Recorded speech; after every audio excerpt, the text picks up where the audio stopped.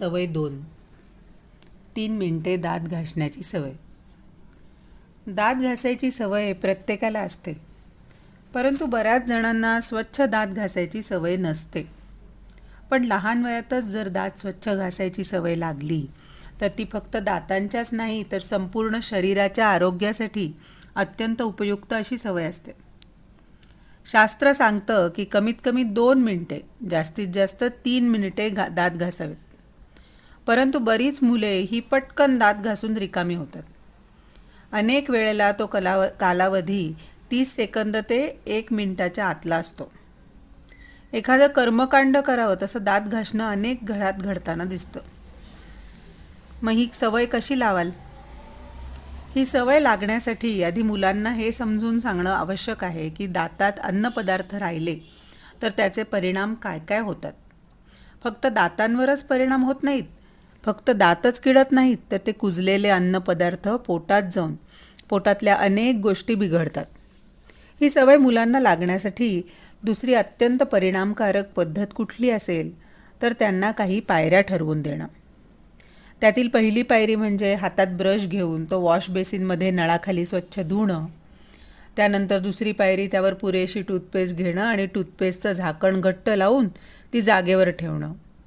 आणि मग तिसरी पायरी ठराविक पद्धतीने खाली वर करत जमिनीला समांतर फिरवणं आणि दातांच्या कोपऱ्यात घेऊन जाणं. प्रत्येक दातावरून कमीत कमी 5 वेळा तरी हा ब्रश फिरला पाहिजे आणि त्यानंतर आतल्या बाजूने सर्व बाजूंनी ब्रश कसा फिरू शकतो हे त्या मुलांना करून दाखवणं. सगळ्यात शेवटी परत ब्रश धुवून त्याला कॅप लावून जागेवर ठेवणं. अर्थात चूळ भरणं ही पण कला आहे बरं का. चूळ भरताना खळखळून कशी भरली जाते हेही मुलांना दाखवलं तर गमतीत मुलं खळखळून चूळ भरायला शिकतात.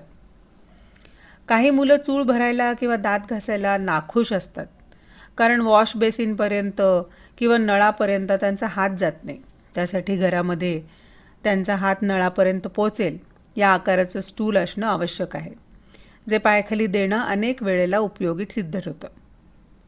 आणि सगळ्यात महत्त्वाचं, दात घासल्यानंतर किती छान निघालेत रे दात तुझे, स्वच्छ दात घासतो हा, असं म्हणाल तर पुढच्या वेळेस त्याला दात जास्त स्वच्छ घासायची प्रेरणा मिळेल. ही सवय मुलांना काय देऊन जाईल? सर्वात महत्त्वाचं, मुलांच्या दातांचं आरोग्य चांगलं राहील. अनेक वेदनादायक आणि त्रासदायक अशा दातांच्या ट्रीटमेंटपासून मुलांची आपोआप सुटका होईल. मुलांना स्वच्छतेची सवय लागेल. ज्यांचे दात स्वच्छ नसतात ती मुलं त्यांच्या नकळत स्वतःचे दात लपवायचा प्रयत्न करत असतात. उलट ज्यांचे दात स्वच्छ असतात ती मुलं मात्र सहजतेने खळखळून हसू शकतात. खळखळून हसण्याने आनंद वाढतोच, त्याचबरोबर मुलांचा आत्मसन्मानही वाढतो. धन्यवाद.